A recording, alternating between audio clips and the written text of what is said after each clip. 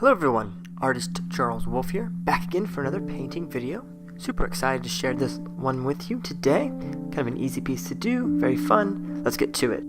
Here's some titanium white, a bit of the cadmium yellow medium, and a little bit of the matte liquid medium that I have in that glass jar on the left hand side there, glass bowl rather.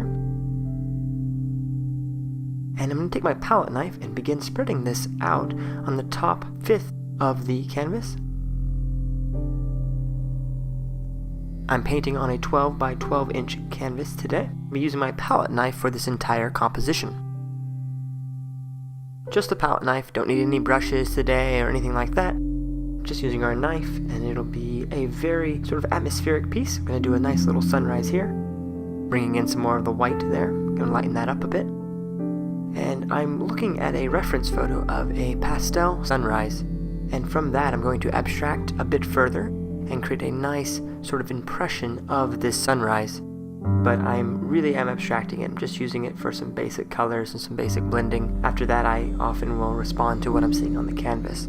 So I usually start my paintings with some sort of photograph or a couple reference photos, and then I will abstract from them and create my own painting. So I might look at it for the first, 10 minutes or so of the painting process, and then switch over to just looking at the canvas.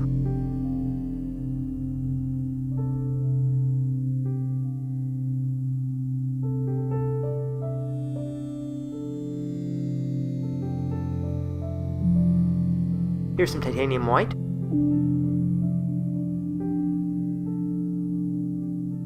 Scraping some more onto my knife.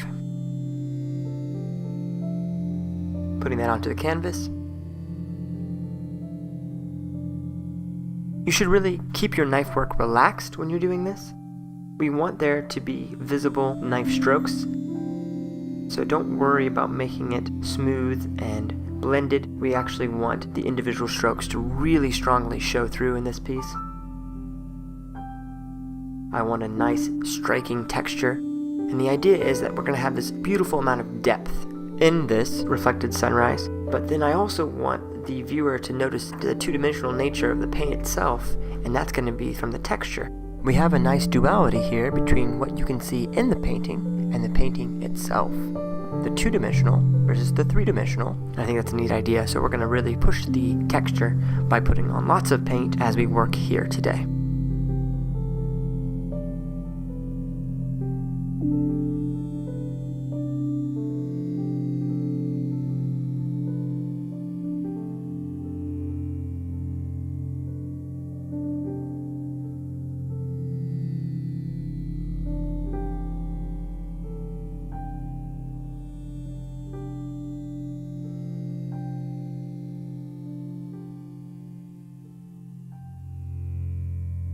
Whatever I do at the top, because that's the sky, I need to reflect into the water below.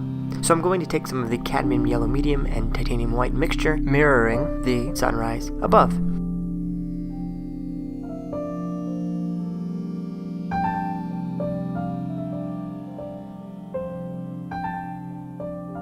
Here's some more of the titanium white and the matte liquid medium. Can you see that texture? You see how I'm just glopping on the paint there? That's really what I want.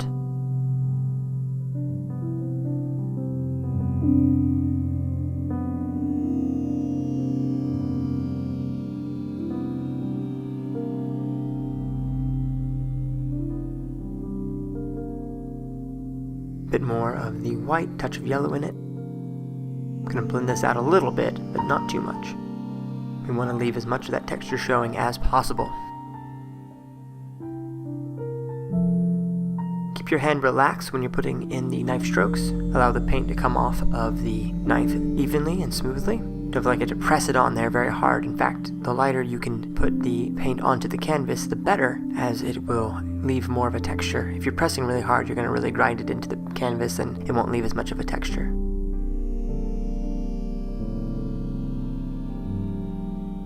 Here's some more of the titanium white. Putting that down below as well. If you find that your acrylic paint is not coming off of your knife well, you can add some of that liquid medium, that matte liquid medium, and that will work as a lubricant, and it will allow the paint to flow much more freely. and that's going to be a great way for you to decrease the viscosity of the actual paint.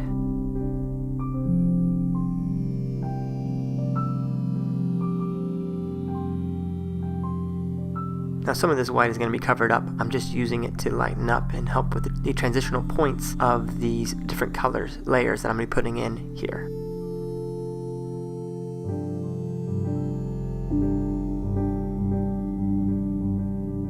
Here's some more titanium white and a bit more of the cadmium yellow. Right now it doesn't look like much of anything, but it will in time.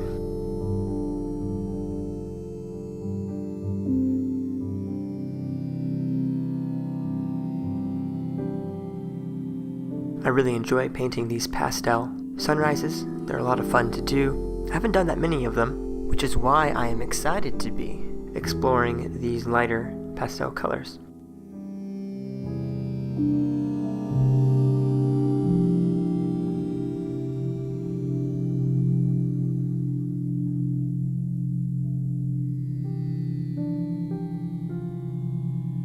Here's some Cobalt Blue, some Aqua Green, and a bit of the white.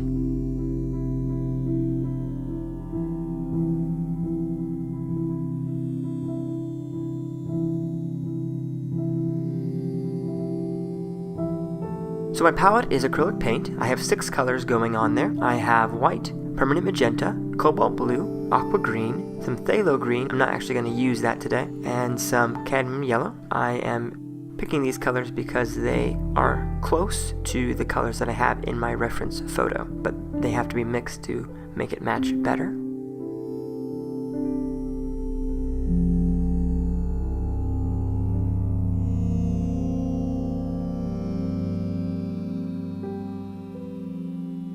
Bringing in some more of the white, gonna have a nice sky blue down here at the bottom, kind of a greeny blue of the ocean, right here at the bottom.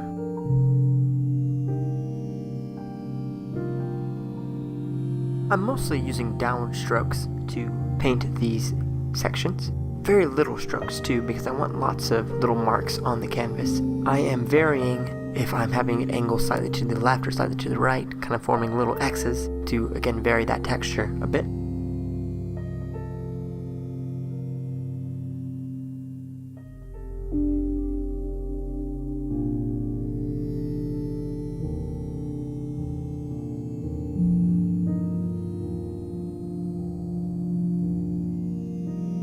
A bit more of the cobalt blue, some of that aqua green, a little bit more of the white. I'm gonna make a darker mix here, right at the bottom, where more of the sky is showing.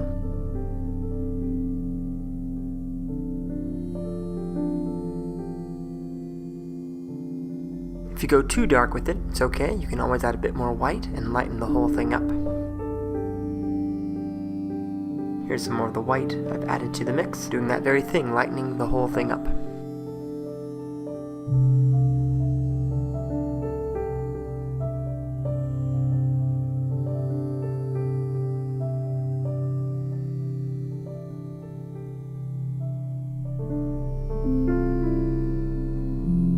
Certainly has been a rainy few days, the past few days. I'm sitting here in my studio looking out the window, and the rain is just coming down in buckets. I don't know if you can hear all the cars outside going past my road here by my studio. I guess everyone's in a hurry today, despite the rain.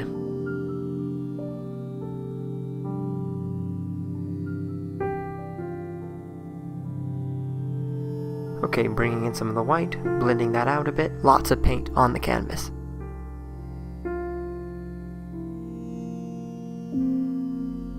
I think I'm going to let this bottom half sit, dry a bit, and I can come back over with some more of the white and some lighter colors to help with the transition and make it smoother from the blue into the yellow and so on.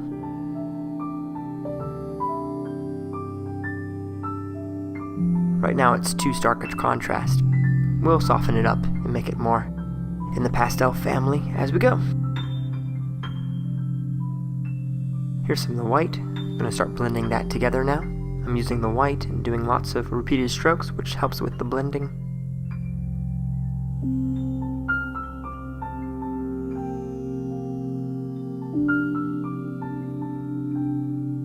Continually grabbing some more of the white and adding it to the mixture, softening that whole bottom section up.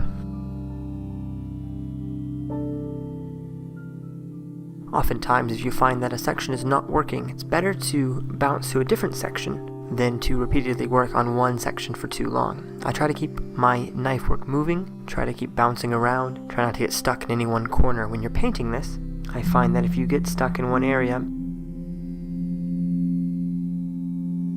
it's easy to get very frustrated as you're going along, and it's better to put it aside, let it rest, try something else, and come back to it at the end. If you do this, you'll often make headway.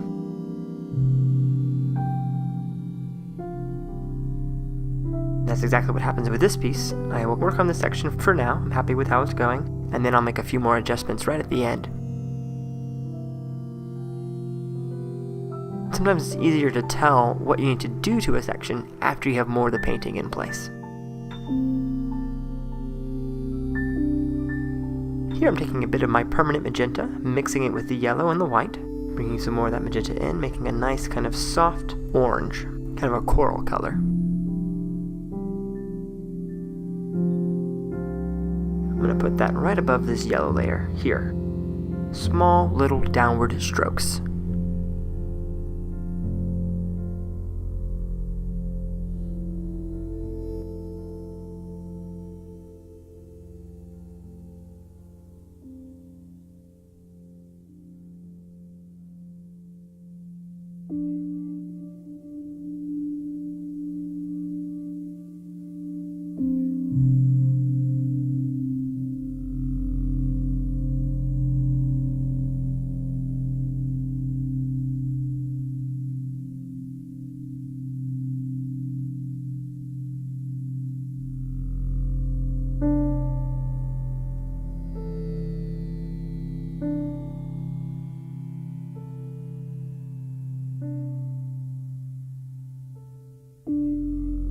Here I've added some NAPHTHOL crimson to my palette. I'm going to mix that together with some white to make a nice light pink. Use a good amount of white. You want more white in the mixture than the red. Red is a very powerful color, so you don't need a lot of it to get a nice light pink. I feel like that coral color I made earlier is just a bit too dark, so we're going to take some of this pink and mix that over the coral and soften it up a bit. I find it's easier sometimes to mix the color together. If it's close, then I'll put it right onto the canvas and then I'll look at it from there and figure out if it's right. It's easier to see it when you have it next to another color, and it's not hard to paint over it, so no harm, no foul.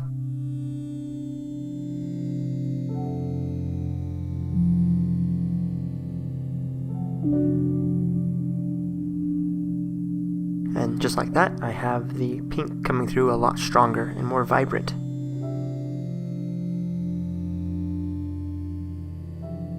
Grabbing some of the matte liquid medium there, bringing that in. Gonna liquefy this a bit more.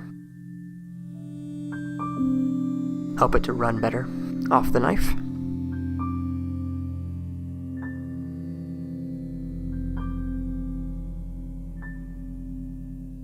I seem to be working towards the horizon line, and wherever the two colors end up meeting, that's where the horizon's going to be. I'm just kidding, I know exactly where the horizon's going to be. It's going to be right between the two. And in fact, I've been working towards that the whole time.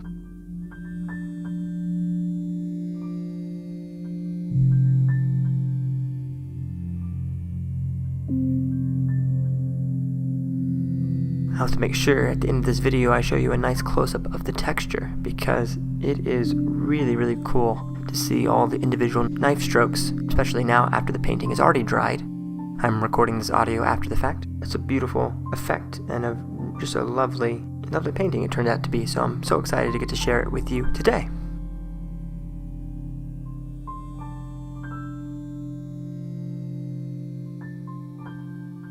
I'll make some lavender, lovely color. Take some of the permanent magenta, a bit of the cobalt blue, and some white. We're going to mix that together for our lavender color. And we're going to use this lavender for the clouds, or the impression of the clouds.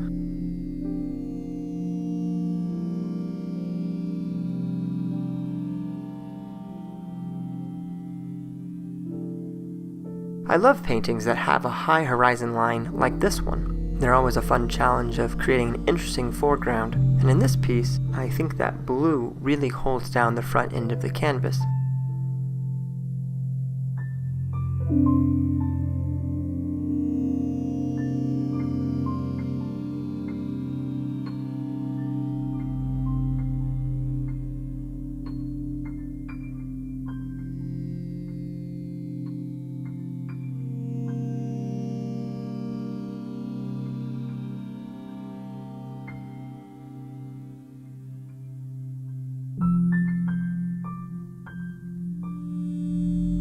Bringing in the clouds there with my knife.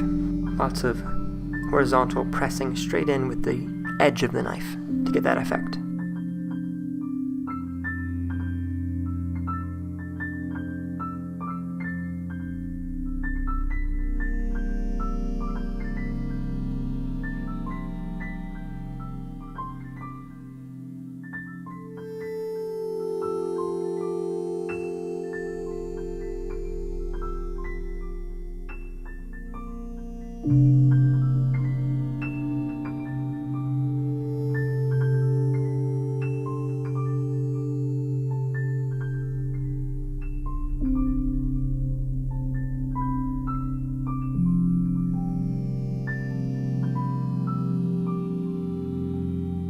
To help reinforce the perspective, each stripe of color should become narrower as it approaches the horizon line.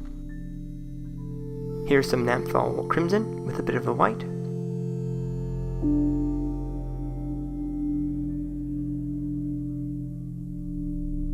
Filling in these gaps between the clouds with my pink color.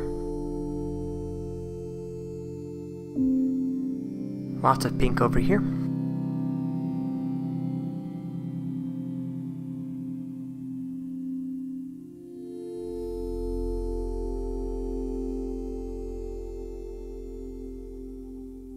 I think this piece really starts to come together in the last 5 minutes. I'm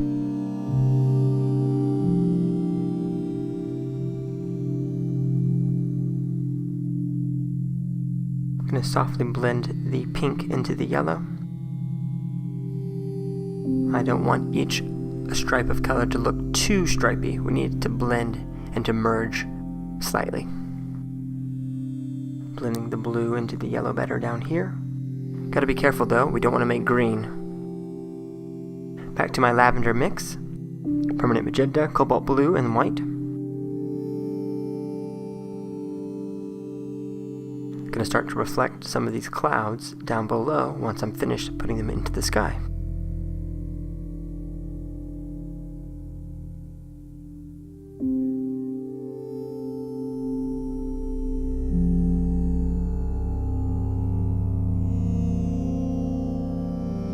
At this point, I think the painting is a little washed out from the amount of white.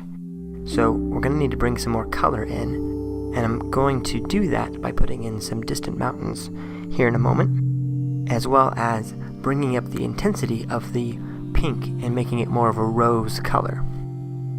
Those two things combined, as well as I remember adding in some yellow at the end here to increase the intensity of that in the sky, will pull the whole painting from being a little flat and washed out to being very dynamic, bold, and colorful. That's really important in a painting like this. While we want it to be soft and delicate, if it's too much white, it will look kind of boring.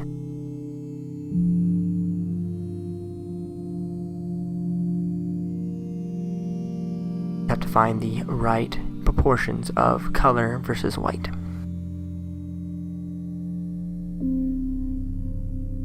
Mixing together here some darker lavender with the magenta and the cobalt blue.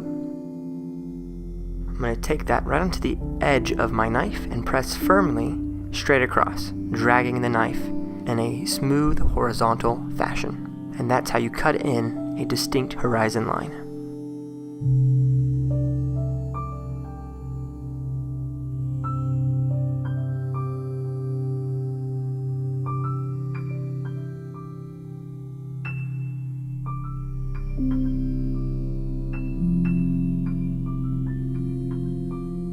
Back to my lavender mix. Put some more low-hanging clouds here. Blending that together.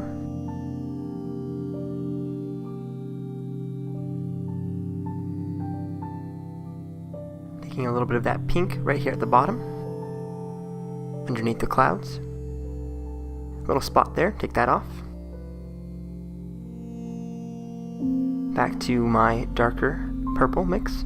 Permanent Magenta, Cobalt Blue, Aqua Green, and touch of the white. Placing the horizon line on the opposite side, and we're going to start to put in these distant islands out here in the middle of the ocean, and perhaps a calm lake, in which case they wouldn't be islands, they would be distant mountains. A calm ocean morning, maybe. I don't know, whatever you like to think of it is, that's up to you.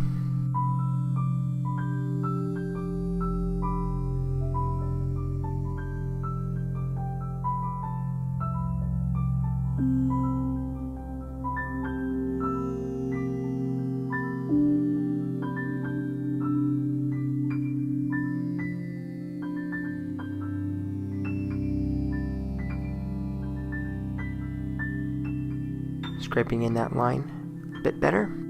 Some more of the lavender mix. Gonna gently reflect some of the clouds up there, not all of them, but some of them, across here at the bottom.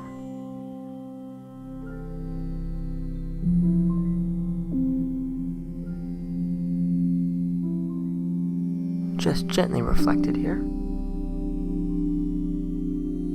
Because the water is possibly moving and swelling, we don't have to make it perfect. It doesn't need to be like glass. It can just be very loosely implied as a reflection. And as long as the color is there, the viewer's eye will fill in the details it needs to see.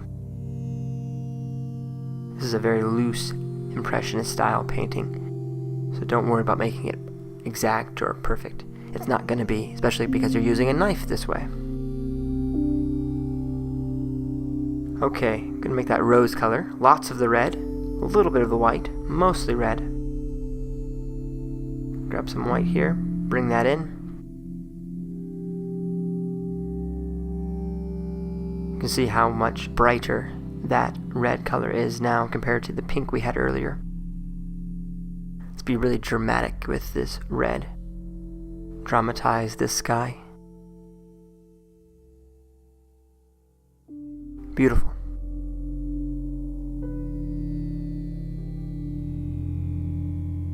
Of course, whatever we do on top in the sky, we need to reflect down below.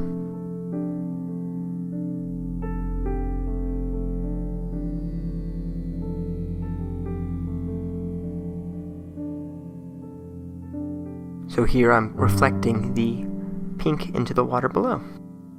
I'm gonna have this come down a bit farther than the purple because it's higher up in the sky and more of the sky is showing in the water. So we need to make the images sort of stretched down here in the middle to bottom half.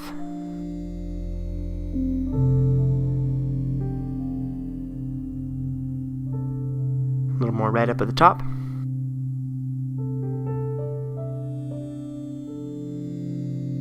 And correspondingly down here in the water.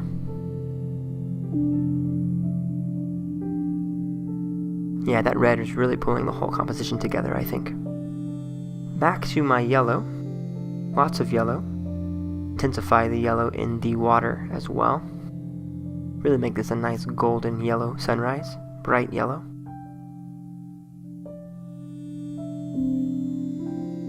Again, trying to combat the washed out nature of having too much white. As I said before, the painting really comes together in the last few minutes here. Just want to say, if you want to see more of my work, you can check out all of my paintings on my blog. That's impulsiveartistry.blogspot.com. Again, that's impulsiveartistry.blogspot.com. I write little articles about each of the paintings. I have guest artists who come on all the time on my blog and other things like that. So if you're interested in any of that, please check it out. Again, it's impulsiveartistry.blogspot.com.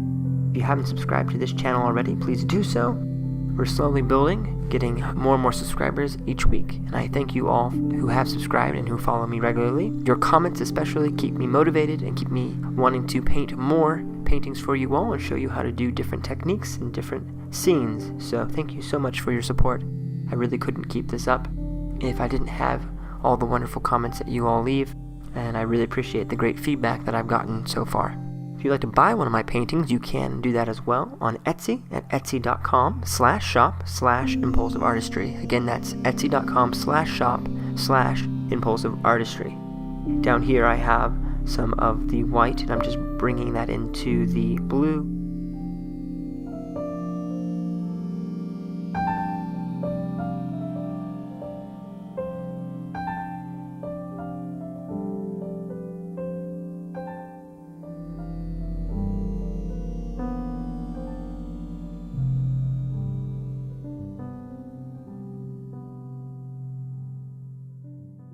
Okay, that's it. Thank you for watching.